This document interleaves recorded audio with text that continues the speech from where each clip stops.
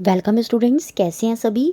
आपका अपने channel quick science में बहुत बहुत वेलकम है। जैसा कि हम सीटेट साइंस पेपर 2 की तैयारी कर रहे हैं, जो आपका एग्ज़ाम होने वाला है 20 अगस्त को, और उसी में जो हमारी पेडागोजी की मोस्ट इंपॉर्टेंट क्लासेस चल रही हैं, उसमें आज हमारी क्लास 5 रहने वाली है और इसी के साथ ही हमारी पेडागोजी की क्लासेस ख़त्म हो जाएंगी।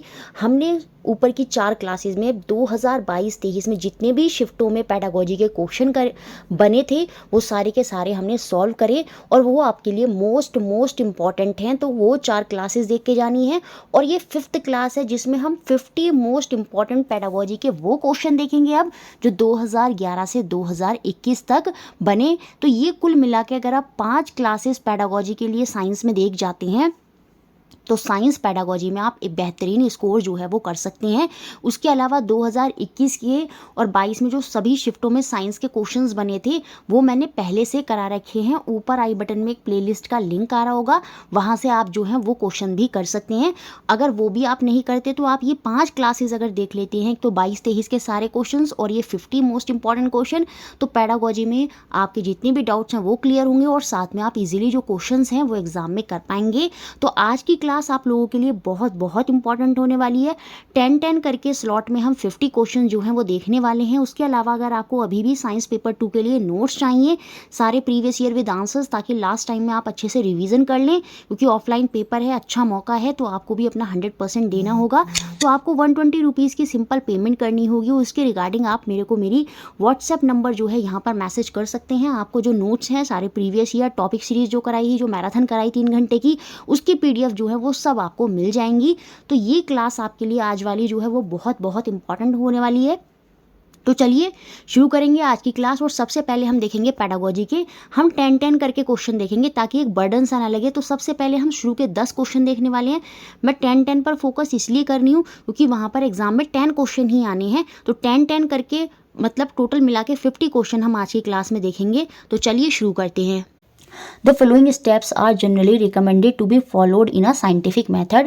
वैज्ञानिक विधि के लिए सामान्यतः निम्नलिखित चरणों का पालन करने की सिफारिश की गई है, और इनका सही क्रम यहाँ पर नहीं दिया है, तो हमें यहाँ पर सही सीक्वेंस जो है वो मिलाना है। तो बताइए यहाँ पर सही सीक्वेंस क्या होगा। वीडियो पॉज कर देखिए, यहाँ पर जो सही सीक्वेंस होगा वो होगा, सबसे पहले हम समस्या की पहचान करेंगे, आइडेंटिफिकेशन ऑफ प्रॉब्लम। जब हमें समस्या पता चल जाएगी तो उसके बाद हम उसके बारे में कुछ सोचेंगे, परिकल्पना करेंगे, फॉर्मुलेशन ऑफ हाइपोथेसिस करेंगे। जब हम कुछ सोचेंगे तो उससे रिलेटेड आंकड़े जो हैं वो हम एकत्रित करेंगे। तो CBD हमको ऑप्शन नंबर 2 में देखने को मिलता है। तो यही हमारा आंसर होगा। ये सबसे पहले समस्या की पहचान करी गई, फिर उससे रिलेटेड हमने कुछ सोचा कि हमको कैसे चीज़ें करनी होंगी। फिर जब हमने सोच लिया तो हमने क्या करा, कुछ डेटा को कलेक्ट करा, और जब हमने डेटा कलेक्ट कर लिया तो उसके बाद जो हमने सोचा था हम उसकी टेस्टिंग करेंगे, और लास्ट में जो है हम अपना एक निष्कर्ष जो है वहाँ पर निकालेंगे। तो ऑप्शन 2 यहाँ पर सही है। Next question, how could learning be made more meaningful for student of class 7 bye the teacher while teaching the topic save water. शिक्षक द्वारा कक्षा 7 के बच्चों को पानी बचाओ विषय पर अधिगम को किस प्रकार अधिक सार्थक बनाया जा सकता है। देखिए, जब भी अधिक सार्थक की बात होगी तो हम बच्चों से क्रियाकलाप, एक्टिविटी, ऐसी कोई चीज़ कराएंगे जहाँ बच्चे जो हैं एक्टिवली पार्टिसिपेट करेंगे, तो वो ऑप्शन सबसे अच्छा होगा। Ask student to design poster नहीं, ऐसे लिखवाना, क्विज कंपटीशन कराना, ये यहाँ पर सही नहीं है। Option number C, asking student to interview people in their colony. यहाँ पर हमने क्या करा, बच्चों का इंटरेस्ट जनरेट करने के लिए उनको activity the, about water consumption and carry out water audit. कहीं ना कहीं ये बहुत अच्छी विधि होगी, क्योंकि वहाँ पर बच्चे के बहुत सारे skill, observation skill, communication skill, ये सारे जो हैं वहाँ पर डेवलप होंगे। तो ऑप्शन नंबर 3 जो है वो यहाँ पर बिल्कुल सही टेक्निक होगी। Next question 3, which among the flowing question would be open ended question. एक क्वेश्चन आपके ज़रूर सेट में आएगा कि कौन सा ओपन एंडेड क्वेश्चन है। जहाँ पर मल्टीपल आंसर होते हैं वो ओपन एंडेड होता है। और जब भी ऐसा आ जाए, व्हाट वुड हैपन, क्या होगा अगर ऐसी स्थिति हो जाए, तो वहाँ पर समझ जाइएगा वो ओपन एंडेड क्वेश्चन है। और यहाँ पर हमें ओपन एंडेड क्वेश्चन दिख रहा है ऑप्शन नंबर 2, यदि घर्षण बल ना हो तो क्या होगा, यदि फोर्स ऑफ फ्रिक्शन ना हो तो क्या हो, तो कोई वस्तु जो चल रही है वो कभी भी नहीं रुकेगी। तो बच्चे वहाँ पर अलग अलग सोचेंगे और अलग अलग आंसर देंगे। कोई बोलेगा मैं लिख ही नहीं पाऊंगा, कोई बोलेगा मैं गिलास को पकड़ ही नहीं पाऊंगा, मतलब जो है अलग अलग आंसर वहाँ पर आएंगे। तो बी जो है वो यहाँ पर ओपन एंडेड क्वेश्चन है। नेक्स्ट क्वेश्चन देखते हैं जो आपका अब अगला क्वेश्चन कौन सा है, 4th क्वेश्चन जो है, a student exhibit the following 3 trades ABC according to the 3 domain of personality. यहाँ पर हमको बताना है करेक्ट सिक्वेंस ऑफ 3 डोमेन क्या होगा, 3 अलग क्षेत्रों के निम्नलिखित में से कौन सा सही क्रम है। ए में क्या दिया गया है, पानी का उपयोग करते हुए उसे बर्बाद नहीं करना। तो कहीं ना कहीं यहाँ पर बच्चे के अंदर भावात्मक, बच्चे को मोरल्स वैल्यू जो है वो पता है कि पानी का उपयोग करते हुए उसको बर्बाद नहीं कर रहा है। तो यहाँ पर कौन सा डोमेन दिख रहा है हमें, उसका भावात्मक डोमेन जो है वो दिख रहा है। टेल द केमिकल फॉर्मूला, उसने मस्तिष्क में जो याद करा वो चीज़ एग्जिटिव बता दी। तो संज्ञानात्मक की जब बात होती है तो कहीं ना कहीं वो हमारे जो लॉजिकल थिंकिंग है, माइंड जो है वहाँ से कनेक्ट करता है, हमारी एज के हिसाब से जो हम चीज़ें याद करते हैं उनसे कनेक्ट करता है। तो कहीं ना कहीं ये संज्ञानात्मक को दर्शा रहा है डोमेन को। और थर्ड में देखिए accurate measure the volume of sample of water, यहाँ पर पानी के नमूने का आयतन सही मापता है। तो बच्चे ने कोई एक्टिविटी करी है तो यहाँ पर कहीं ना कहीं वो साइकोमोटर मनोगति को यहाँ पर दर्शाता है। तो ऑप्शन नंबर 1 जो है वो यहाँ पर आंसर होगा। Next question 5th, science curriculum should be aim to, विज्ञान पाठ्यचर्या का उद्देश्य क्या होना चाहिए। Developed stamina to work long, अगर ये तो बिल्कुल नहीं होगा। सप्लीमेंट द कंटेंट वगैरह ये भी नहीं होगा। ये यहाँ पर देखिए जो आंसर होगा वो आपका ऑप्शन नंबर 4 होगा, बिल्कुल दिख रहा है। कल्टीवेट ऑब्जेक्टिविटी, वस्तुनिष्ठता, क्रिटिकल थिंकिंग, तार्किक चिंतन, और freedom for fear and prejudice. देखिए विज्ञान जो है ये कहता है कि जितने भी अंधविश्वास होता है ये वाली चीज़ें नहीं होती, तो उनसे मुक्त करना ही साइंस कैरिकुलम का जो है बिल्कुल एम होना चाहिए। तो यहाँ पर जो आंसर होगा वो ऑप्शन नंबर 4 होगा। Next question 6, a science teacher collect and read the work of the class, then plan and adjust the next lesson to meet the student need he or she is doing। देखिए विज्ञान के शिक्षक क्या कर रहा है, कक्षा में काम को इकट्ठा करता है और पढ़ता है। जो भी बच्चों ने काम किया उसको पहले इकट्ठा करा और उसको पढ़ता है। फिर छात्रों की ज़रूरतों को पूरा करने के लिए अगले पाठ की योजना बनाता है। फिर वो देखता है कि छात्रों को कहाँ कहाँ कमियाँ हैं, क्या क्या चीज़ें मुझे और जो है नेक्स्ट लेसन में करनी होंगी, क्योंकि उसने पहले देखा, कलेक्ट करा और फिर उसके बाद रीड करा और उसके बाद वो सोच रहा है जो कमियाँ हैं उनको दूर करूँ, उसी हिसाब से मैं अपना नेक्स्ट लेसन प्लान जो है वो बनाऊँ। तो वो यहाँ पर क्या कर रहा है, देखिए वो बच्चों का गुण देख रहा है। जब भी बच्चों के गुण, क्वालिटी देखी जाती है तो वहाँ पर आपका असेसमेंट फॉर लर्निंग होता है, सीखने के लिए आकलन होता है। असेसमेंट एज लर्निंग में बच्चे क्रिटिकल थिंकिंग करते हैं। क्या करते हैं, क्रिटिकल थिंकिंग, गहन चिंतन जो है वो वहाँ पर करते हैं। तो यहाँ पर बेसिकली बात क्या हो रही है, असेसमेंट फॉर लर्निंग की। तो ऑप्शन नंबर 3 जो है वो यहाँ पर सही है। Next question 7th, which one of the following is the major objective of teaching of science at upper primary stage. निम्न में से कौन सा उच्च प्राथमिक स्तर पर विज्ञान की शिक्षण का मुख्य उद्देश्य होता है कि बच्चों को प्रोफिशिएंस कर देना, किसमें, solving exercise at the end of the chapter. ये तो बिल्कुल भी नहीं होगा कि अध्याय के अंत में दिए गए अभ्यासों को हल करने में दक्षता विकसित करना, नहीं। टू प्रमोट रेशनल थिंकिंग, बिल्कुल तर्क संगत सोच को बढ़ावा देना। जब उनके अंदर तर्क संगत सोच विकसित होगी तभी तो वो क्या करेंगे, खोजी होंगे, तभी वो एक्टिविटी में पार्टिसिपेट करेंगे, तभी वो चीज़ों को अच्छे से समझेंगे, उनको एनालाइज करेंगे और रिसर्च करेंगे और प्रोजेक्ट वर्क में लगेंगे और उनकी जो क्रिएटिविटी स्किल है वो वहाँ पर बढ़ेगी। तो तर्क संगत सोच को बढ़ावा देना यहाँ पर आंसर होगा option number 2। Next question 8, according to NCF 2005 errors are important in science experiment because. ये क्वेश्चन ज़रूर आएगा कि बच्चे का मिसकंसेप्शन है तो वो सही है या गलत है। वो बिल्कुल बच्चे के अंदर मिसकंसेप्शन होता है और वो सही होता है। तो सेम ऐसे ही एरर इंपॉर्टेंट होती हैं। क्यों इंपॉर्टेंट होती हैं बताइए 4 ऑप्शन में। ये पास और फेल देखने के लिए नहीं, स्कोर अच्छा करने के लिए नहीं, provide space for removing children from the school, ये सब नहीं होंगे। यहाँ पर जो आंसर होगा वो आपका ऑप्शन नंबर सी होगा। Provide an insight into the children thinking and help them to identify solution. बिल्कुल कहीं ना कहीं यहाँ पर ये बच्चे की क्रिटिकल थिंकिंग जो है उसको डेवलप करता है, बच्चे की सोच में अंतर्दृष्टि जो है उसको प्रदान करता है। वो नए नए आइडियाज सोचेगा और कहीं ना कहीं समाधान को पहचान करने में उसकी मदद करेंगे, क्योंकि गलतियाँ होंगी तभी वो अपनी गलतियों से सीखेगा और फिर कोई नई चीज़ जो है वहाँ पर वो सोचेगा और उसको जो है अप्लाई करने की कोशिश करेगा। तो ऑप्शन नंबर सी यहाँ पर जो है बिल्कुल सही जो है हमारा आंसर हो जाएगा। नेक्स्ट, ये बहुत इंपॉर्टेंट क्वेश्चन है, cognitive validity of science curriculum eight upper primary stage. ये एक ना एक सेट में जरूर बनेगा ये क्वेश्चन। उच्च प्राथमिक स्तर पर विज्ञान पाठ्यचर्या की संज्ञानात्मक वैधता का क्या अर्थ होता है ये हमको बताना है। तो बहुत बार बताया है, वो हमेशा आयु के अनुरूप होनी चाहिए जो कैरिकुलम होना चाहिए और यही हमारी कॉग्निटिव वैलिडिटी होती है। तो ऑप्शन नंबर बी जो है वो यहाँ पर बिल्कुल सही होगा। नेक्स्ट और लास्ट क्वेश्चन आज के मॉक टेस्ट का, पेडागोजी का the term constructivism is in relation to science education means that children should be. विज्ञान शिक्षा के संदर्भ में रचनावाद शब्दावली का क्या अर्थ होता है? देखिए, रचनावाद से संबंध है बच्चों को एक्टिविटी कराना, स्टेज पर कुछ प्रोग्राम वगैरह कराना है ना, वो सब इसमें आ जाते हैं। क्रिएटिविटी, ये सारी चीज़ें इसमें हो जाती हैं। हैंड ऑन एक्टिविटीज़ कराना, ये सारी चीज़ें आपकी कंस्ट्रक्टिविज्म सोच के अंदर जो है वो आती हैं। तो यहाँ पर क्या हो जाएगा? कंप्लीट इन्फॉर्मेशन देना साइंस के विषय में, नहीं। एक्टिविटी, बिल्कुल actively involve in the process of learning science, विज्ञान सीखने की प्रक्रिया में सक्रिय रूप से शामिल होना ही यहाँ पर कंस्ट्रक्टिविज्म जो है वो दिखाए। क्यों? क्योंकि बच्चा एक्टिवली है, बच्चे से हम चीज़ें करवाएंगे, बच्चा एक्टिवली पार्टिसिपेट कर रहा है तो हम उसको एक्टिवली इन्वॉल्व कर रहे हैं सारे प्रोसेस में, तो ये यहाँ पर सही हो जाएगा ऑप्शन नंबर बी। बाकी डिस्करेज ताकि करें उसको कि वो क्वेश्चन ना पूछे, नहीं है तो गलत है। लेटेस्ट इन्फॉर्मेशन देना साइंटिफिक डेवलपमेंट की, नहीं, ये सब कंस्ट्रक्टिविज्म को तरफ, रचनावादी विचारधारा की तरफ नहीं दिखाता। तो ऑप्शन नंबर सेकंड जो है वो यहाँ पर आंसर होगा। तो हमने फर्स्ट 10 क्वेश्चन देखे, अब हम आगे फिर से 10 क्वेश्चन देखने वाले हैं जो आपके लिए फिर से बहुत इंपॉर्टेंट हैं। तो चलिए देखते हैं पेडागोजी के नेक्स्ट 10 क्वेश्चन। पहला क्वेश्चन है which of the following is are developed by science, निम्न में से किसका विकास जो है वो विज्ञान के द्वारा होता है?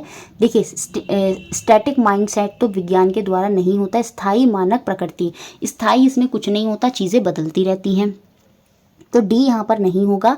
बाकी सारे इक्विटी, निष्पक्षता, बिल्कुल चीज़ों को करने की, जैसे एक्सपेरिमेंट कोई बच्चा कर रहा है तो उसमें वो चिटिंग ना करें, चीज़ें अच्छे से करें, तो वो निष्पक्षता कहीं ना कहीं वहाँ से आती है। जैसे प्रोजेक्ट वर्क कर रहे हैं, रिसर्च वर्क कर रहे हैं, एक दूसरे की कॉपी ना करें, तो क्रिएटिविटी में कहीं ना कहीं निष्पक्षता होती है। साइंस में वो बहुत बड़ा रोल प्ले भी करती है।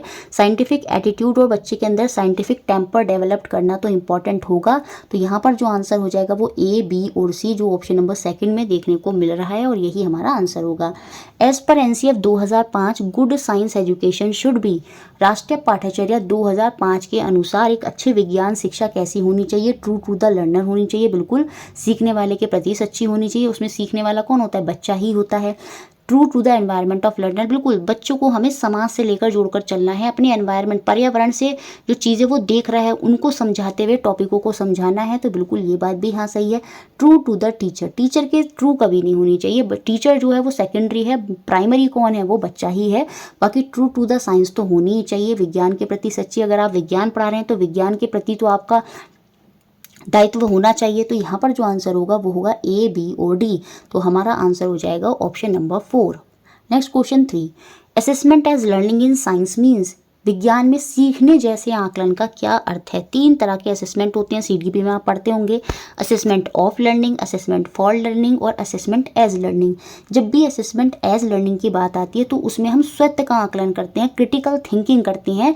सेल्फ असेसमेंट जो है यहाँ पर आंसर होगा, जहाँ पर हम खुद की चीज़ों को खुद से समझते हैं, गहन चिंतन जब हम करते हैं तो वो असेसमेंट एज लर्निंग के अंदर आता है। जो फॉर्मेटिव असेसमेंट होता है वो असेसमेंट फॉर लर्निंग होता है, जिसमें हम सीखने के दौरान आकलन, रचनात्मक आकलन जो होता है। फॉर्मेटिव असेसमेंट में हम बच्चे का बीच बीच में आकलन करते रहते हैं, उसको ऑब्जर्व करते हैं, एनेक्डोटल रिपोर्ट हो या उसको प्रोजेक्ट वर्क, मतलब इस चीज़ों के माध्यम से, उसके गुणों के, उसकी क्वालिटी के माध्यम से जो है हम बच्चे का असेसमेंट करते हैं, तो वो आपका असेसमेंट फॉर लर्निंग या फॉर्मेटिव असेसमेंट होता है, जो बीच बीच में होता है। और समेटिव असेसमेंट जैसे आपके half yearly exam, annual exam, test वगैरह हो गए, वो आपके असेसमेंट ऑफ लर्निंग होता है, समेटिव असेसमेंट होता है। तो यहाँ पर आंसर था option number second. Next question 4, which of the following statement is not true with respect to the nature of science, निम्न में से क्या विज्ञान की प्रकृति के संदर्भ में सही नहीं है? क्वेश्चन जरूर बनेगा नेचर ऑफ साइंस से। साइंस जो है वो इंटरडिसिप्लिनरी एरिया ऑफ लर्निंग है, बिल्कुल सीखने का एक ये अंतक विषय क्षेत्र है, ये बात तो सही है। साइंस इज ऑलवेज टेंटेटिव, विज्ञान जो है वो हमेशा अस्थायी है, याद रखिए, उसमें चीज़ें बदलती रहती हैं, बहुत बार समझाया है। साइंस प्रमोट स्केप्टिसिज्म, विज्ञान संदेहवाद को बढ़ावा देता है, बिल्कुल। जैसे बच्चों को बहुत सी चीज़ों को लेकर संदेह रहता है, जब टीचर एक्सपेरिमेंट करते हैं तो बच्चे मानने को तैयार ही नहीं होते, नहीं ये ऐसे नहीं है, तो संदेहवाद का यहाँ पर जो है वो हमेशा रहता है इसमें, तो उसको बढ़ावा मिलता है विज्ञान में, यही साइंस की प्रकृति है। तो ये तीनों पॉइंट साइंस जो है यहाँ पर सही हैं। Science is equivalent to set of fact, नहीं, विज्ञान तथ्यों के समुच्चय का समतुल्य है, नहीं, तो यहाँ पर ये जो है साइंस का नेचर नहीं होगा, तो ऑप्शन नंबर डी यहाँ से बाहर हो गया। नेक्स्ट क्वेश्चन देखते हैं, question number 5th, which of the following validities of a good science education curriculum is satisfied by activity and experiment. एक अच्छी विज्ञान शिक्षा पाठ्यचर्या में निम्नलिखित में से कौन सी वैधता की संतुष्टि क्रियाकलाप और प्रयोग द्वारा हो जाती है। तो देखिए क्रियाकलाप और प्रयोग की जब भी बात होगी तो वहाँ पर प्रोसेस वैलिडिटी आ जाएगी, क्योंकि चीज़ें प्रोसेस में हो रही हैं। एक्टिविटी में डिफरेंट प्रोसेस देखने को हमें मिलते हैं। एक्सपेरिमेंट और एक्टिविटी जो है वो वहाँ पर प्रोसेस वैलिडिटी को डिफाइन करेगा, जबकि जो कॉग्निटिव वैलिडिटी होती है, संज्ञानात्मक वैधता होती है, वो ये कहती है जो बच्चे का सिलेबस है वो उसकी आयु के अनुसार होना चाहिए। हिस्टोरिकल वैलिडिटी ये कहती है कि साइंस जो है कैसे कैसे डेवलप करी है समय के साथ, कैसे कैसे हिस्ट्री में साइंस जो है वो इवॉल्व होती गई हिस्ट्री में टाइम के साथ, वो हिस्टोरिकल वैलिडिटी के अंदर आता है। तो यहाँ पर आंसर होगा option number D, process validity. Next question 6th, a teacher begin the class by demonstrating the chemical test of starch in a given sample of food. The cognitive process associated with the above statement is. एक शिक्षक कक्षा का आरंभ दिए गए भोजन के नमूने में मंड स्टार्च का रासायनिक परीक्षण का प्रदर्शन करके करता है। उपरोक्त कथन में रेखांकित शब्द से संबंधित संज्ञानात्मक प्रक्रिया क्या है। देखिए यहाँ पर टीचर चीज़ें कर रहा है, तो बच्चे की क्रिएटिविटी या क्रिएटिंग स्किल तो बच्चे के अंदर डेवलप नहीं हो रहा है, क्योंकि टीचर डेमो कर कर दिखा रहा है, बच्चे को डेमो दिख रहा है, तो अभी यहाँ पर उसकी कुछ अंडरस्टैंडिंग जो है वो भी यहाँ पर नहीं होगी। ठीक है, एनालाइज विश्लेषण भी अभी उसने कुछ नहीं करा है, टीचर एक डेमो कर रहा है। तो यहाँ पर वो क्या सीख रहा है, वहाँ यहाँ पर वो अप्लाई करना, कि चीज़ों को कैसे अप्लाई करना है, क्योंकि बच्चा डायरेक्ट उसको बोलेगा अगर टीचर, तो क्या वो डेमो कर देगा, नहीं। पहले टीचर वहाँ पर उसको दिखा रहा है कि देखो ऐसे ऐसे करेंगे हम, कैसे टेस्ट करोगे कि फूड में ब्लैक ब्लू कलर आ जाएगा तो वो स्टार्च का प्रेजेंस दिखाएगा। मतलब पूरा एक प्रोसेस जो बताया गया है क्लास 6th में, पूरा वो चीज़ पहले टीचर करके दिखा रही, तो वहाँ पर बच्चे अप्लाई करना सीख रहे हैं, वो फिर खुद करके देखेंगे। तो यहाँ पर जो कौन सा कॉग्निटिव प्रोसेस डेवलप हो रहा है, तो वो यहाँ पर अप्लाइंग होगा। अनुप्रयोग करना जो है वो कहीं ना कहीं इस एक्टिविटी से सीखेंगे।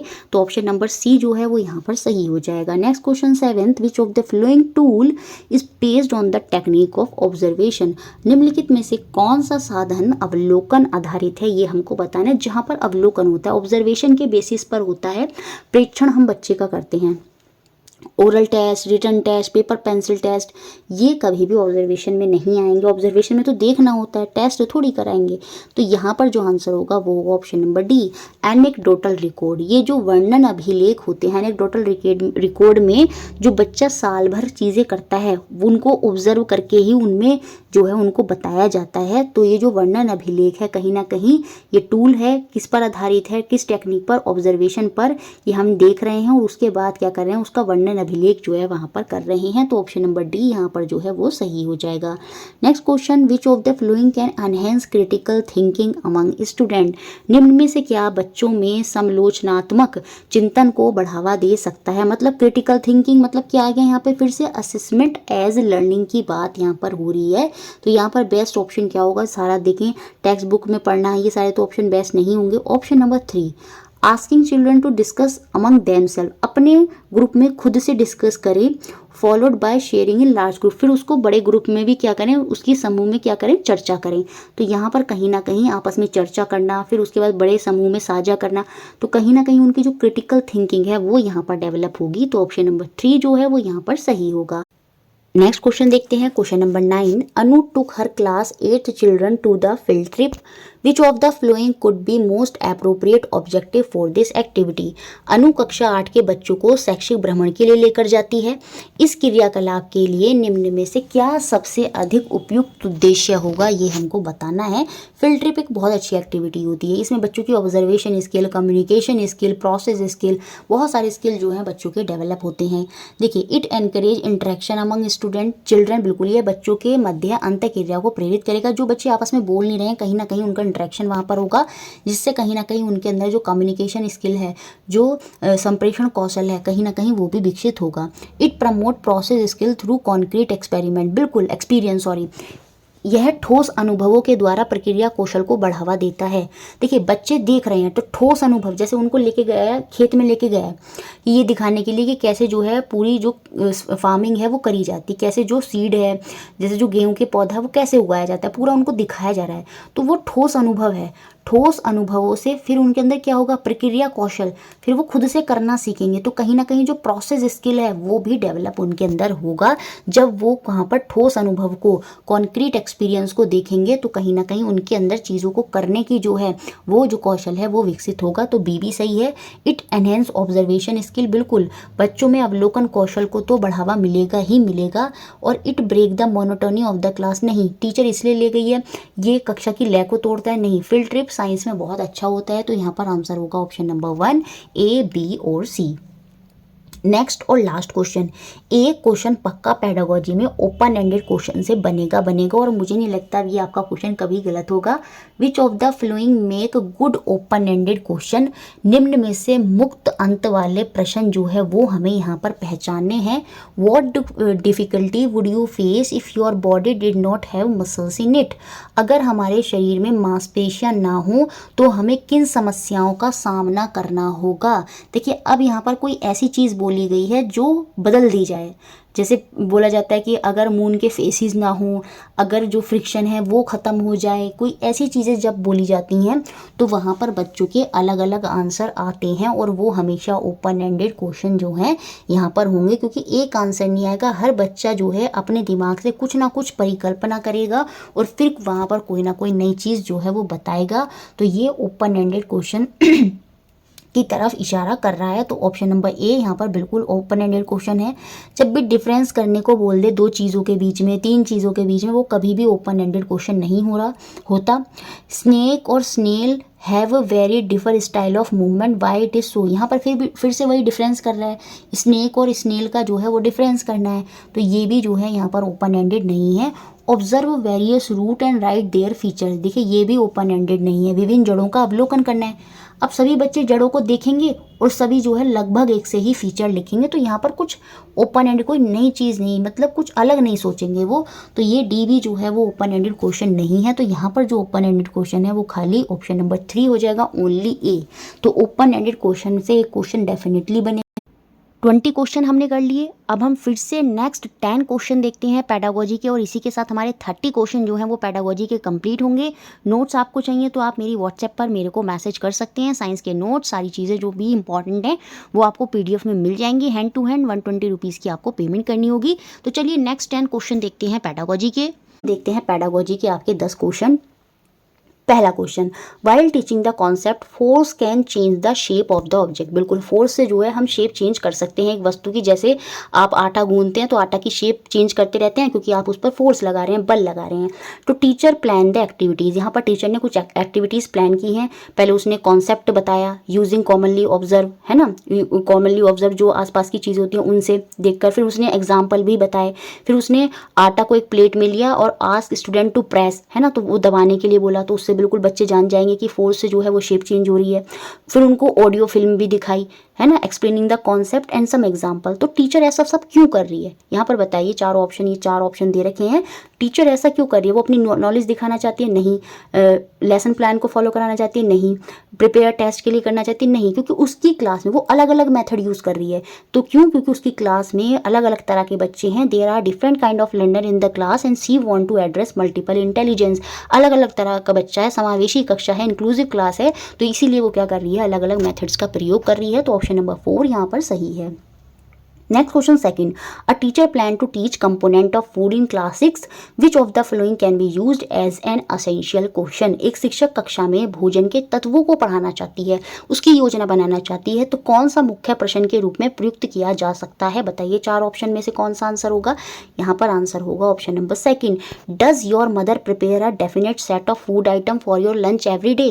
क्या जो आपकी माता हैं वो प्रतिदिन दोपहर में एक ही तरह के भोज्य पदार्थ तैयार करती हैं? तो आप आंसर देंगे नहीं, वो चावल भी बनाती हैं, रोटी भी बनाती हैं, दाल भी होती है, सब्जी भी होता है, दही भी होता है, या छाछ वगैरह होता है। वो क्यों होता है? क्योंकि कंपोनेंट्स ऑफ फूड, अलग अलग न्यूट्रिएंट्स जो हैं अलग अलग फूड में होता है। दाल में प्रोटीन होगा, राइस में कार्बोहाइड्रेट होगा, ठीक है। तो अलग अलग तत्व जो है वहाँ से हमें मिल रहे हैं। तो कहीं ना कहीं ये क्वेश्चन जो है बच्चों को बहुत ज़्यादा, जो कुछ टॉपिक पढ़ाना है टीचर को, वहाँ पर उनको रिलेट कराएगा। तो ऑप्शन नंबर सेकंड यहाँ पर सही है। Next question 3, out of the following in which lesson is a general rule explain first then the then that example are illustrated. किस पार्ट में पहले सामान्य नियम स्पष्ट किए जाते हैं, उसके बाद उदाहरण दिए जाते हैं। ये क्वेश्चन मैंने इसलिए ऐड किया है, 2021 में बहुत सारे क्वेश्चन बने थे डिडक्टिव रीजनिंग से। डिडक्टिव रीजनिंग क्या होती है, उसमें पहले आप एक्सप्लेन कर देंगे कोई स्टेटमेंट और उसके बाद कोई क्वेश्चन पूछेंगे। तो यहाँ पर ये क्या है, ये डिडक्टिव रीजनिंग है, निगमनात्मक पार्ट है, जिसमें पहले एक्सप्लेनेशन होता है, उसके बाद एग्जाम्पल दिए जाते हैं। Next question 4, the project method of teaching is best associated with the philosophy of. शिक्षण की प्रोजेक्ट पद्धति जो है डैश के दर्शन के साथ सविशेष रूप से संबंधित रखती है, क्योंकि प्रोजेक्ट मेथड साइंस में बहुत बड़ा रोल प्ले करता है। ये हमारे अंदर क्रिएटिविटी जो है वो जनरेट करता है, उसमें मदद करता है, रिसर्च में मदद करता है, बच्चों को खोजी बनाता है, कहीं ना कहीं हैंड ऑन एक्टिविटीज़ करने का मौका मिलता है बच्चों को। तो इसकी खोज किसने की थी, जॉन डुई। तो ऑप्शन नंबर 2 जो है वो यहाँ पर सही हो जाएगा। ये क्वेश्चन बना है पहले, इसलिए ही ये क्वेश्चन। नेक्स्ट क्वेश्चन देखते हैं 5th, while teaching the correct method of reading a clinical thermometer to class 8th student Neha mention the following necessary precaution to be taken. तो यहाँ पर हमको कौन सी प्रिकॉशन बतानी है, which one of the following precaution has been mentioned wrongly by the teacher. कक्षा 8 को क्लिनिकल थर्मामीटर पढ़ाने का सही तरीका बताते समय नेहा बरती जाने वाली निम्नलिखित आवश्यक सावधानियों का उल्लेख करती है। तो कौन सी गलत सावधानी उसने यहाँ पर बताई है, तो ऑप्शन नंबर 1 यहाँ पर जो है वो आंसर होगा बिल्कुल, क्योंकि उसने बोला है क्या कि thermometer should be washed with hot water.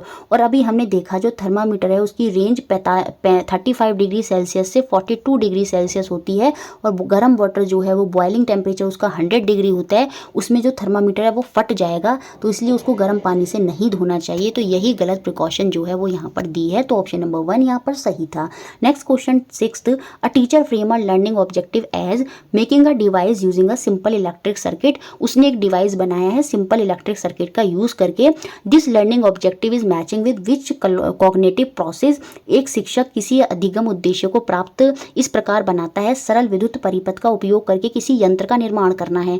यह अधिगम उद्देश्य नीचे दिए गए किस संज्ञानात्मक प्रक्रमण से सुमेल करता है, यह हमको बताना है। देखिए कोई चीज करके दिखाइए, बनाकर दिखाइए, तो बेसिकली यहाँ पर क्रिएटिंग जो है, सृजनता जो है वो यहाँ पर डेवलप हो रही है। तो ऑप्शन नंबर डी यहाँ पर सही है। Next question 7th, which one of the following statement about scientific knowledge would you not agree with. वैज्ञानिक ज्ञान के बारे में निम्न में से किस कथन के साथ आप सहमत नहीं होंगे, बताइए क्या आंसर होगा यहाँ पर।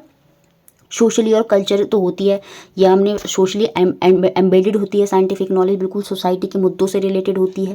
थ्योरी लेडन होती है, बहुत से बच्चे इसको देखते ही जो है टिक कर देंगे कि थ्योरी वाली बात आ गई, तो ये ऑप्शन है। नहीं, पढ़िएगा ध्यान से। वैज्ञानिक ज्ञान जो होते हैं सिद्धांतों से ही निकलते हैं, थ्योरी लेडन का मतलब थ्योरियों से निकलते हैं वैज्ञानिक ज्ञान, बिल्कुल ये बात सही है। Development of scientific knowledge involve imagination and creativity, ये तो बिल्कुल होगा। बाकी पहला पॉइंट यहाँ पर गलत हो जाएगा। वैज्ञानिक ज्ञान जो है वो निष्पेक्ष, निश्चित और शाश्वत नहीं है। सर्टेन और इटर्नल जो है ये एब्सोल्यूट नहीं है, समय के साथ इसमें परिवर्तन होते रहते हैं। तो ऑप्शन नंबर ए यहाँ पर मैच नहीं कर रहा है। नेक्स्ट क्वेश्चन देखते हैं, question number 8, which one of the following technique is not recommended for science teacher to use in response to the complexity of learning. अधिगम की जटिलता की प्रक्रिया के रूप में निम्न में से कौन सी विधि के उपयोग की सलाह विज्ञान शिक्षकों को नहीं देनी चाहिए। बहुत से बच्चे क्या करेंगे, ओपन एंडेड क्वेश्चन समझ के सोचेंगे, ये पॉजिटिव पॉइंट है। देखिए यहाँ पर ध्यान से पढ़िएगा इसको। While introducing a complex concept, ask only open ended question to stimulate thinking of student.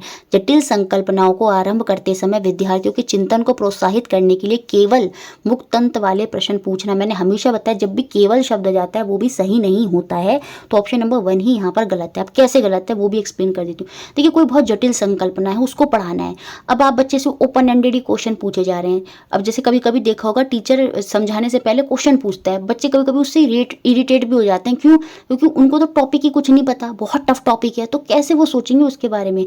तो हमेशा मुक्त अंत वाले ही प्रश्न पूछना ये सही नहीं होगा, क्योंकि संकल्पना कैसे जटिल संकल्पना में टीचर को ही पहले कुछ ना कुछ चीजें जरूर बतानी चाहिए, उसके बाद जो है ओपन एंडेड क्वेश्चन भी वो पूछ सकती है।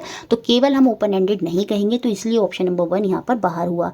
Next question 9th, Anjali asked the following task to be introduce sorry to be performed by student of class 7th while making a electromagnet. ये करेक्ट सीक्वेंस में नहीं है, ठीक है। तो अब हमको इलेक्ट्रोमैग्नेट का जो सही सीक्वेंस है, which one of the following is correct sequence of the task to be perform to achieve the desire result.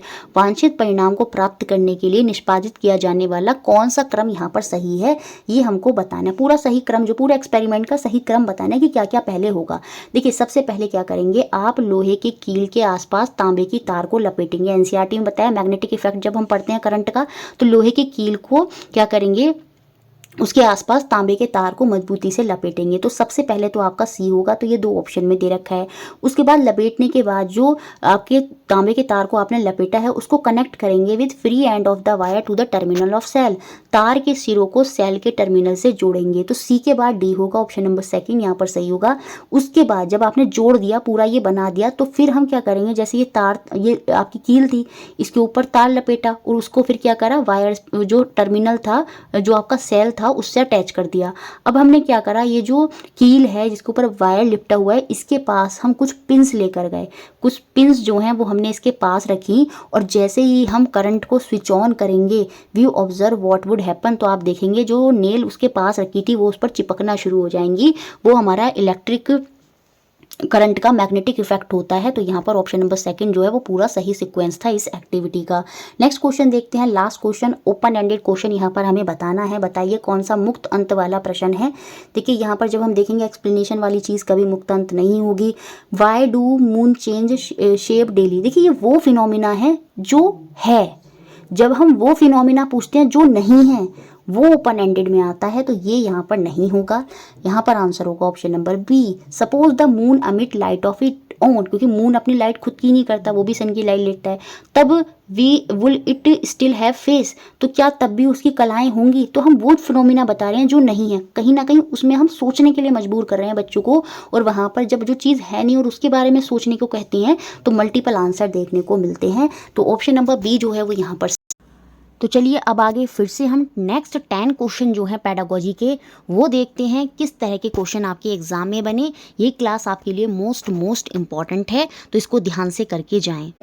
पहला क्वेश्चन जो पेडागोजी का है, for an effective discussion in class 7th on the topic by smoke जो है rise up, a teacher जो है उसको क्या करना चाहिए। कक्षा 7 की एक अवधारणा धुआं ऊपर क्यों उठता है पर प्रभावशाली चर्चा के लिए शिक्षक को क्या करना चाहिए। देखिए बच्चे को कभी भी डिस्करेज नहीं करना चाहिए। डिस्करेज क्वेश्चन ड्यूरिंग डिस्कशन, जब कोई डिस्कशन चल रहा है तो उस समय चर्चा के दौरान कम प्रश्न पूछने चाहिए। नहीं, चर्चा में यही होता है, चर्चा में प्रश्न ही पूछे जाते हैं। तो ये चीज़ यहाँ पर गलत है। ए तो नहीं आएगा, बी नहीं आएगा, तो ये ऑप्शन बाहर हो गया। अब यहाँ पर देखते हैं, provide a common platform to the learner, बच्चों को एक समान मंच देना चाहिए, बिल्कुल एक समान मंच देना चाहिए। Acknowledge learner response to sustain their interest, बच्चों की रुचि बनाए रखने के लिए उनकी प्रतिक्रियाओं को स्वीकार करना चाहिए। अगर टीचर जो है उनको नेगलेक्ट कर देता है, उनकी जो भी वो पूछ रहे हैं उनको कहता है नहीं नहीं मत पूछो ये मत, तो कहीं ना कहीं बच्चे का इंटरेस्ट जो है वो हट जाएगा। तो इंटरेस्ट बनाए रखने के लिए हमें उनके जो प्रतिक्रियाएं हैं उनको स्वीकार करना चाहिए। तो सी भी सही है, बी और सी दोनों सही हैं, और बी और सी दोनों सही जो हैं वो हमको ऑप्शन नंबर सेकंड में दिखाई दे रहे हैं। मीन्स डी भी सही हो जाएगा। चर्चा के अंत में बच्चों के विचार का सारांश करते हुए आकलन करना चाहिए। अब देखिए जो भी बच्चा डिस्कशन के लिए लाया है उसको हमें समराइज करना चाहिए और असेस करना चाहिए लर्नर के idea at the end of discussion. उनके बेसिस पर हमें उसका आकलन भी करना चाहिए। तो यहाँ पर बी, सी और डी जो हैं वो बिल्कुल सही जो हैं यहाँ पर हो जाएंगे। Next question second, open a water tap, adjust the flow so that it form a thin stream.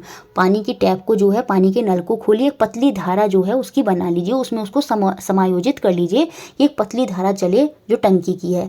Charge a refill, एक रिफिल को क्या करें, जैसे सिर पर रगड़ लेते हैं, उससे क्या होता है, रिफिल जो होती है, जैसे ये जो होती है ना पैन की रिफिल को क्या करें, सिर से रगड़ें तो उससे क्या हो जाएगा, वो चार्ज हो जाएगी। तो किसी रिफिल को चार्ज करें, आवेशित करें और उसको फिर पास लेकर आएँ किसके, जो वाटर स्ट्रीम अभी आपने टंकी से बनाई थी, और ऑब्जर्व करें क्या हैपन हुआ, क्या वहाँ पर हुआ। आप देखेंगे वो रिपेल करेंगे, एक दूसरे को अट्रैक्ट करेंगे, वो वहाँ पर इलेक्ट्रोस्टैटिक फोर्स जो है वो वहाँ पर काम कर रही है। Right a short report on the activity. ये जो एक्टिविटी है इस पर शॉर्ट रिपोर्ट भी बच्चों को लिखनी है। The skill developed in the student through this activity. तो प्रेक्षण करिए कि क्या होगा और इस गतिविधि के संक्षिप्त रिपोर्ट लिखिए और इससे हमको बताना कि बच्चों के अंदर कौन कौन से जो कौशल हैं वो विकसित यहाँ पर हो रहे हैं। देखिए यहाँ पर सीधी सी बात है, बच्चे ऑब्जर्वेशन भी करेंगे क्योंकि टीचर ने बोला है कि ऑब्जर्व करें क्या होगा, तो ऑब्जर्वेशन तो करेंगे और साथ में वो एक्सपेरिमेंट भी कर देखेंगे क्योंकि वो अपने सिर से रिफिल को लगाएंगे। टीचर ने उनको करने के लिए दी है तो सीधी सी बात है वो एक्सपेरिमेंटेशन तो कर रहे हैं। कम्युनिकेशन यहाँ पर नहीं करे, किसी से वार्ता नहीं कर रहे, वो सेल्फ कर रहे हैं इसको। तो कहीं ना कहीं क्रिएटिविटी यहाँ पर है, सृजनात्मकता है, क्योंकि बच्चे को देखने मिलेगा कि जो पानी की धार है वो या तो रिफिल की तरफ अट्रैक्ट होगी या उससे दूर जाएगी। तो कहीं ना कहीं क्रिएटिविटी वहाँ पर इन्वॉल्व हो रही है। तो ऑप्शन नंबर सी जो है वो यहाँ पर आंसर हो जाएगा। Next question 3. Which of the following strategies are most appropriate for a teacher to teach the topic save energy? ऊर्जा संरक्षण विषय पढ़ाने के लिए निम्न में से कौन सी युक्ति शिक्षक के लिए सबसे उचित है, बताना है हमको। Ask student to write slogan on the. देखिए 3 युक्ति यहाँ पर उपयुक्त होंगी ऑप्शन के हिसाब से, कोई एक गलत होगी। देखिए write at least 5 way to save energy, ये कोई क्रिएटिव टास्क नहीं है। सिंपल कुछ बच्चे को लिखने के लिए दे देना वो एक क्रिएटिव टास्क नहीं होता कि 5 लाइनें लिख कर दिखाइए ऊर्जा संरक्षण पर। तो कहीं ना कहीं ये एक अप्रोप्रिएट टेक्निक नहीं है।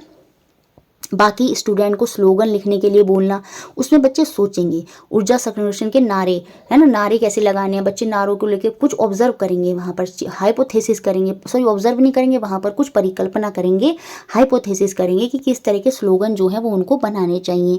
बाकी मॉडल प्रोजेक्ट, ये तो बिल्कुल बहुत ही बढ़िया ऑप्शन हो गया।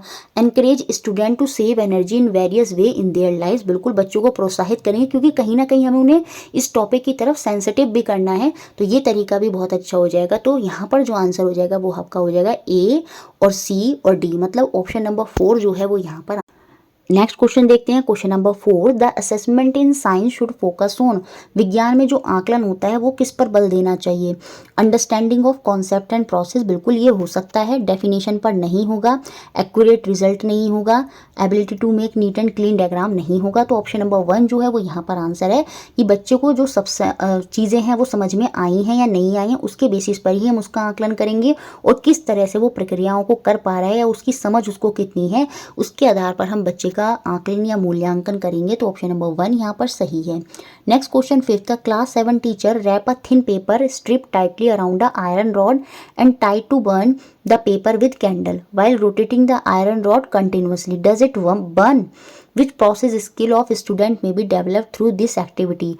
लोहे की एक छड़ लेती है, उस पर पतले कागज की जो पट्टी है कसकर लपेट देती है और छड़ को लगातार घुमाते हुए जलाने की कोशिश करती है, मोमबत्ती रखकर उसको जलाने का प्रयास करिए। इस तरह की कोई एक्टिविटी जो है वो टीचर वहाँ पर करा रही है। तो बताइए कौन से कौशल जो है वो वहाँ पर विकसित होंगे।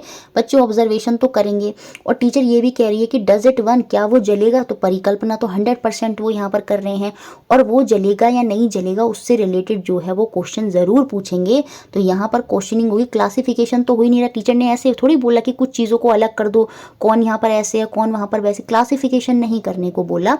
तो यहाँ पर ऑब्जर्वेशन, हाइपोथेसिस और क्वेश्चनिंग जो ऑप्शन नंबर सी है वो यहाँ पर सही हो जाएगा। नेक्स्ट क्वेश्चन 6 था, science teacher ask her student to put 2 drop each of oil and a sugar solution on a flat surface. She then asked them to tilt the surface and observe the order in which the drop reach the bottom. Which property of liquid is the teacher trying to bring to the student attention through this activity? अच्छा, simple teacher ने 2 task दिए, 2 flat surface थे, एक flat पर 2 बूंदे तेल की डलवाई और एक फ्लैट पर 2 बूंदे जो है शुगर के सॉल्यूशन की डलवाई। अब इन फ्लैट को क्या बोल दिया उसने, टेढ़ा कर दीजिए। अब इनको टेढ़ा कर दीजिए तो जो बूंदे हैं वो सीधी सी बात है वो नीचे की तरफ को जो है वो सरकने लगेंगी, नीचे की तरफ को पहुंचने लगेंगी। तो यहाँ पर एक बोला है टीचर ने उन बूंदों के नीचे पहुंचने के क्रम का जो है प्रेक्षण करने को कहा, उनसे ऑब्जर्वेशन करने को कहा।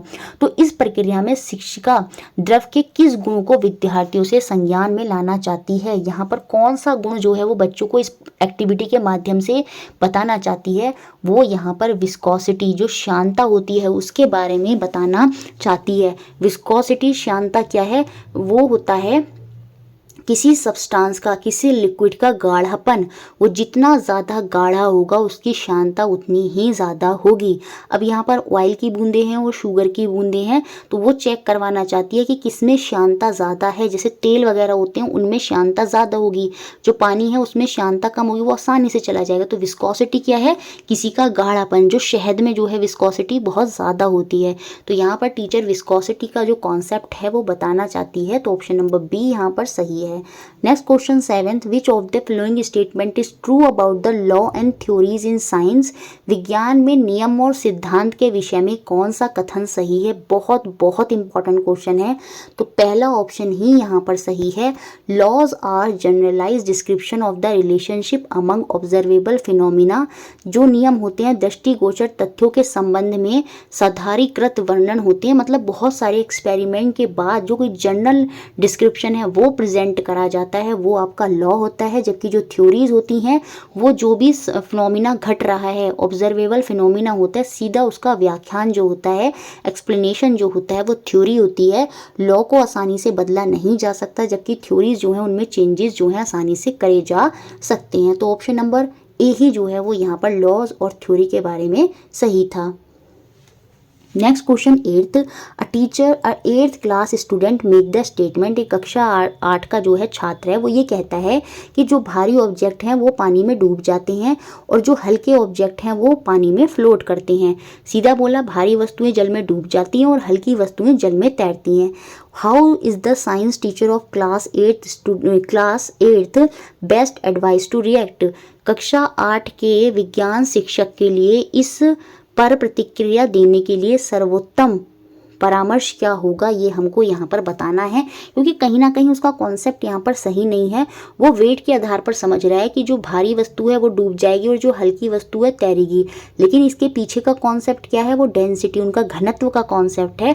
लेकिन टीचर इसको दूर कैसे करेगी। सीधी सी बात है, ये जो बच्चे के मिसकंसेप्शंस होते हैं ये इंपॉर्टेंट होते हैं और इनको बदला नहीं जाता आसानी से। इनको दूर करने के लिए कोई रियल लाइफ एग्जाम्पल उनको देने पड़ते हैं, कुछ एक्टिविटी रियल लाइफ में उनको ऐसी करानी पड़ती हैं जिससे उनकी गलत अवधारणाएं जो हैं वो सही हो जाएं। तो यहाँ पर ऑप्शन नंबर 3 सही होगा। प्रेजेंट काउंटर एग्जाम्पल, वो एग्जाम्पल लाएगी और ऐसे मटेरियल लाएगी डिफरेंट शेप, साइज और वेट के, और उनको बच्चों को इन्वेस्टिगेट करने को बोलेगी। जब बच्चे खुद से देखेंगे कि हाँ भाई बहुत सारी चीज़ें जो हैं वो वेरी कर रही हैं, ऐसा नहीं है खाली वेट ही डिपेंड कर रहा है, डेंसिटी पर भी डिपेंड करता है, उनके शेप और साइज़ पर भी पानी का डूबना डिपेंड कर रहा है कि कितना बुआंट फोर्स जो है वहाँ पर लग रहा है, वो सारी चीज़ें यहाँ पर होंगी। तो ऑप्शन नंबर 3 यहाँ पर जो है वो बिल्कुल सही हो जाएगा।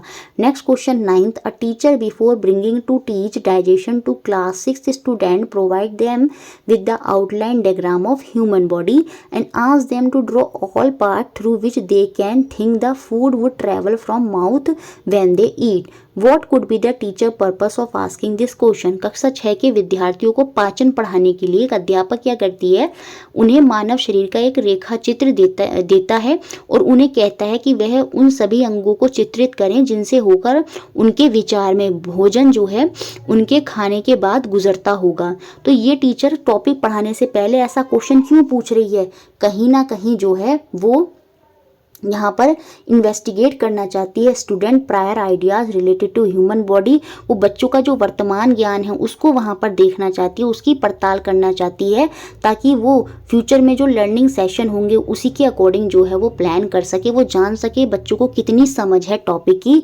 तो ऐसा टीचर ने पहले कोई टॉपिक पढ़ाने से पहले ऐसी एक्टिविटी क्यों कराई, क्योंकि उसे बच्चों का जो वर्तमान ज्ञान है वो जानना है, वो देखना है कि उन्हें टॉपिक की कितनी समझ है और फ्यूचर में वो उसी हिसाब से लेसन का प्लान जो है वो बनाएगी। तो ऑप्शन नंबर 3 जो है वो यहाँ पर बिल्कुल सही है। नेक्स्ट और last question, which one of the following should not be an aim of science education at upper primary level. निम्नलिखित में से विज्ञान शिक्षण का कौन सा लक्ष्य उच्च प्राथमिक स्तर पर नहीं होना चाहिए।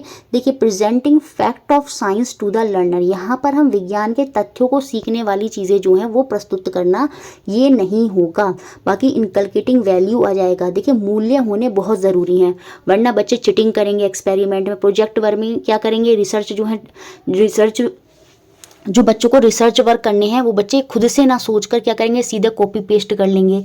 तो वो इनकलकेटिंग वैल्यूज़ जो हैं बच्चों के अंदर डालनी पड़ेंगी। क्यूरियोसिटी और कल्टीवेशन ऑफ साइंटिफिक टेम्पर, ये सब तो होगा, लेकिन सीधे उनको फैक्ट दे देना, फैक्ट प्रोवाइड कर देना। जैसे मैं आती हूँ और मैंने सीधा आपको न्यूटन का लॉ बताना शुरू कर दिए कि जो वस्तु स्थिर अवस्था में है वो स्थिर अवस्था में ही रहेगी जब तक उस पर एक्सटर्नल बल नहीं लगेगा। तो सीधे प्रेजेंट फैक्ट करना वो एक एम नहीं होना चाहिए।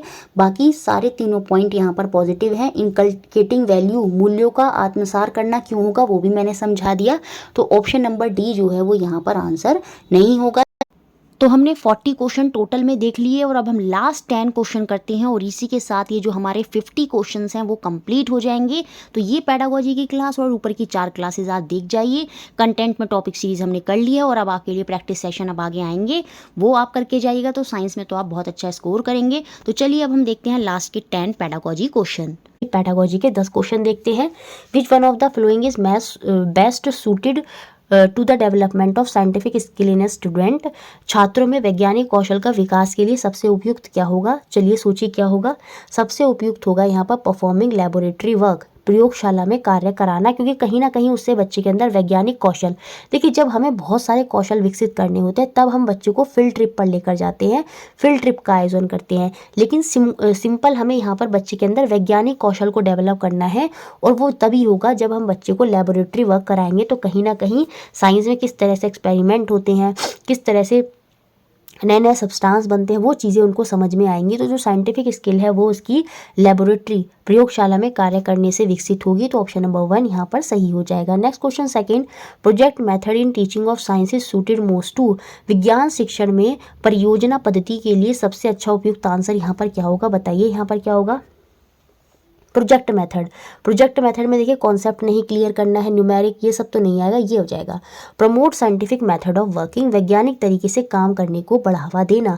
प्रोजेक्ट मेथड हम इसलिए ही कराते हैं ताकि बच्चा चीज़ों को वैज्ञानिक ढंग से कर सके। तो साइंटिफिक मेथड को प्रमोट करना ही यहाँ पर उद्देश्य होगा। तो ऑप्शन नंबर 1 यहाँ पर सही। Next third, at the primary level science and social studies are taught under the same subject environmental studies. This science teaching क्या है ये हमको बताना है। प्राथमिक स्तर पर विज्ञान और सामाजिक विज्ञान को एक ही विषय पर्यावरण अध्ययन के अंदर पढ़ाया जाता है। तो विज्ञान शिक्षण यहाँ पर कैसे हो रही है, क्या है यहाँ पर, क्या अप्रोच है? तो यहाँ पर इंटीग्रेटेड अप्रोच है, एकीकृत उपागम है। सब चीज़ों को एक साथ जो है करके पढ़ाया जा रहा है, कनेक्ट कर कर कि हाँ वो सब चीज़ें एक साथ दूसरे से कनेक्ट है। तो ऑप्शन सी यहाँ पर सही। Next question fourth, a teacher while teaching a concept frequently take feedback from the student. This practice में एक शिक्षिका संकल्पना पढ़ाते समय विद्यार्थियों के आकलन अक्सर प्रतिपुष्टि लेती है, मतलब जल्दी जल्दी वो फीडबैक लेती है। जब हम बीच बीच में जल्दी जल्दी बच्चों का असेसमेंट करते हैं, मूल्यांकन करते हैं, फीडबैक लेते रहते हैं उनसे, तो कहीं ना कहीं वो हमारा फॉर्मेटिव असेसमेंट होता है, रूपात्मक आकलन जो वो है वो वहाँ पर होता है। तो ऑप्शन नंबर 1 यहाँ पर सही है। नेक्स्ट क्वेश्चन फिफ्थ, एनसीएफ 2005 के अनुसार good science education is true to life. एक अच्छी विज्ञान शिक्षा जीवन के प्रति सत्य है। बच्चे के प्रति कब वो सत्य होती है? जब वो बच्चे के सेंटर में होती है। अब यहाँ पर कह रहा है ट्रू टू द लाइफ, जीवन के प्रति सत्य कब होगी? जब बच्चा साइंस को अपने जीवन में प्रयोग करेगा। कोई भी कार्य करने में अगर वो साइंस प्रयोग कर रहा है तो वो होगी वहाँ पर good education is true to life. तो ऑप्शन नंबर 4 यहाँ पर जो है सबसे बेस्ट होगा। Science should prepare the child to the world of work. विज्ञान बालक को कार्य की दुनिया में प्रवेश हेतु तैयार करे, वही तो है ट्रू टू लाइफ। जब वो विज्ञान को अपने दैनिक जीवन में, जब वो वर्ल्ड संसार में जाएगा वहाँ पर अगर साइंस का वो प्रयोग करता है तो वो है आपका क्या? True to life. तो ऑप्शन नंबर डी जो है वो यहाँ पर सही हो जाएगा। नेक्स्ट क्वेश्चन 6, कंटिन्यूअस और comprehensive evaluation in science means. विज्ञान में मूल्यांकन के सतत और समग्र मूल्यांकन का अर्थ क्या होता है? कंटिन्यूअस मतलब लगातार बीच बीच में आकलन, वो फॉर्मेटिव हो गया, और कंपैरिजन मतलब एक साथ बाद में जो समेटिव असेसमेंट होता है वो। तो यहाँ पर आंसर हो गया ऑप्शन नंबर डी। ये बताता है समेटिव और फॉर्मेटिव असेसमेंट को, अंतिम एवं रचनात्मक मूल्यांकन को। नेक्स्ट क्वेश्चन 7, यहाँ पर कौन सा स्टेप नहीं है प्रॉब्लम सॉल्विंग का? समस्या समाधान विधि का कौन सा चरण नहीं है? समाधान समस्या विधि में अवलोकन नहीं होता, ऑब्जर्वेशन हम कुछ नहीं करते, क्योंकि यहाँ पर समस्या का पता निकालते हैं, आइडेंटिफिकेशन ऑफ प्रॉब्लम जो है वो होती है। उसको सॉल्व करने के प्रयास करते हैं, स्थिति की कल्पना भी जो है हम यहाँ पर करते हैं, लेकिन यहाँ पर हम कुछ ऑब्जर्व नहीं कर रहे, कुछ देखते नहीं हैं। समस्या सीधी पहचानी गई, पता चल गया, फिर उसके बाद हम उसको सॉल्व करने का प्रयास करने लगते हैं। उसको लेकर कैसे सॉल्व करेंगे एक परिकल्पना करते हैं, डेटा को कलेक्ट करते हैं और फिर चीज़ों को करते हैं, और उसके बाद हम फाइनली जाकर एनालाइज करते हैं चीज़ों को, और बाद में हम जो है कंक्लूजन पर जो है वो पहुंच जाते हैं। तो ऑब्जर्वेशन कहीं से कहीं तक जो है प्रॉब्लम सॉल्विंग का स्टेप नहीं होता। Next question 8th, you want your class 6 student to be figure out that property of solubility of salt in water, salt को पानी में डालना is used to separate the mixture of sand and salt as a supporter of inquiry oriented pedagogy you would. क्या करेंगे आप? चाहते हैं कि कक्षा 6 के विद्यार्थी नमक और रेत के मिश्रण को अलग करने के लिए नमक की पानी में विलयता के गुण को पहचान कर सकें, तो आप ऐसे उनसे कौन सी एक्टिविटी कराएंगे जिनमें इंक्वायरी ओरिएंटेड पेडागोजी जो है वहाँ पर दिखेगी? तो देखिए सारे ऑप्शन पॉज करके क्या आंसर होगा यहाँ पर। तो देखिए यहाँ पर जो बेस्ट आंसर होगा ना, जहाँ बच्चे एक्टिविटी कर रहे होंगे। अब देखिए सेकंड में तो नहीं होगा और फोर्थ में भी नहीं होगा, यहाँ पर कंफ्यूजन होगा फर्स्ट और थर्ड में।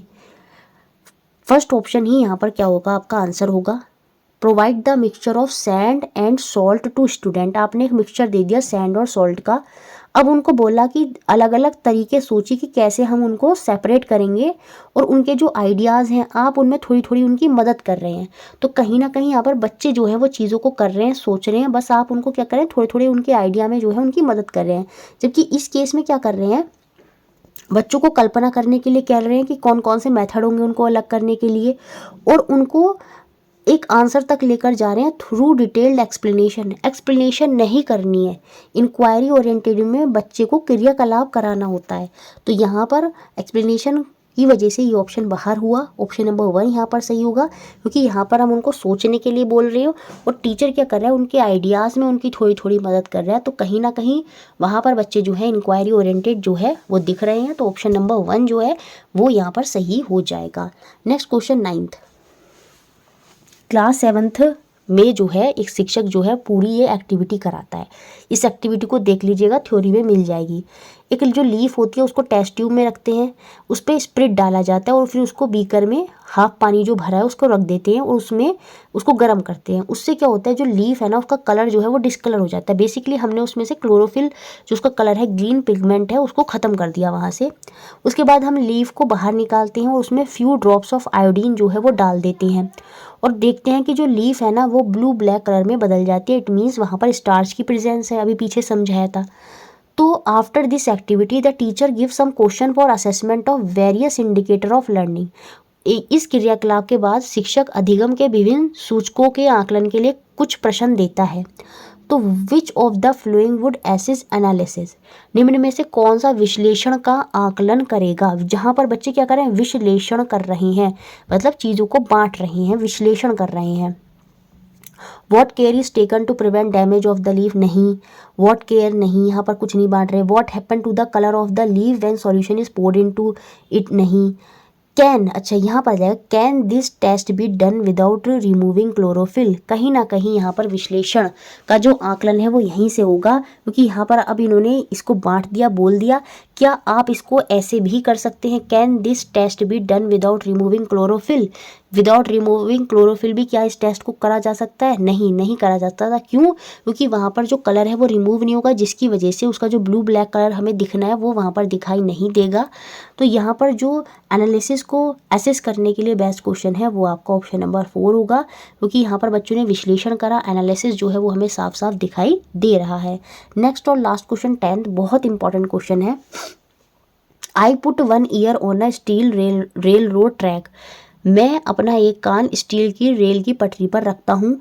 आई am able to hear the approaching train sooner through the track than through the air, मैं आने वाली ट्रेन की ध्वनि वायु की तुलना में रेल की पटरी द्वारा शीघ्र सुन लेता हूँ। मतलब जो आवाज़ ट्रेन की हवा में से आ रही थी और जब उसने कान पटरी में रखे तब उसको जल्दी आ रही है। तो उससे उसने क्या करा, ऑब्जर्वेशन करा, सीधी सी बात है। अब यहाँ पर यही बताना था कौन कौन से ऑब्जर्वेशन है और कौन कौन से निष्कर्ष हैं, कौन कौन से इन्फ्रेंस हैं। ये तो वो चीज़ कर रहा है, तो कुछ ने कुछ ऑब्जर्व कर लिया, उसने ऑब्जर्व क्या कर लिया कि जब वो कान को पटरी पर लगाता है तब उसको ध्वनि जल्दी सुनाई देती है एज कम्पेयर टू एयर। ये उसने ऑब्जर्व करा। उसके बाद उसने कुछ निष्कर्ष निकाले। क्या निष्कर्ष निकाले? Sound travel faster through steel as compare to air. इससे उसका एक निष्कर्ष निकला कि वायु की तुलना में जो ध्वनि है वो स्टील में अच्छी चाल से गमन करती है। तो ये सीधी सी बात है, ये रिजल्ट निकला उसका। तो ये आपका इन्फ्रेंस है। फिर उससे इसने एक चीज़ और बोली कि sound travel faster through solid as compare to gas. इससे फिर एक और निष्कर्ष निकल कर आया कि जो गैसों की तुलना में जो ध्वनि होती है वो ठोसों में, जो ठोस होते हैं, जो सॉलिड होते हैं, उनमें जल्दी जो है वो गमन करती है। तो यहाँ पर हमारा ए तो ऑब्जर्वेशन है और बी और सी हमारी इन्फ्रेंस है। ए प्रेषण है तथा बी और सी जो है वो निष्कर्ष हैं। तो हमने सारे क्वेश्चन कवर करे और मुझे लगता है सब अच्छे से क्लियर आपको हुए होंगे। वीडियो अच्छा लगता है तो उसको लाइक करें, शेयर करें और चैनल से बने रहें।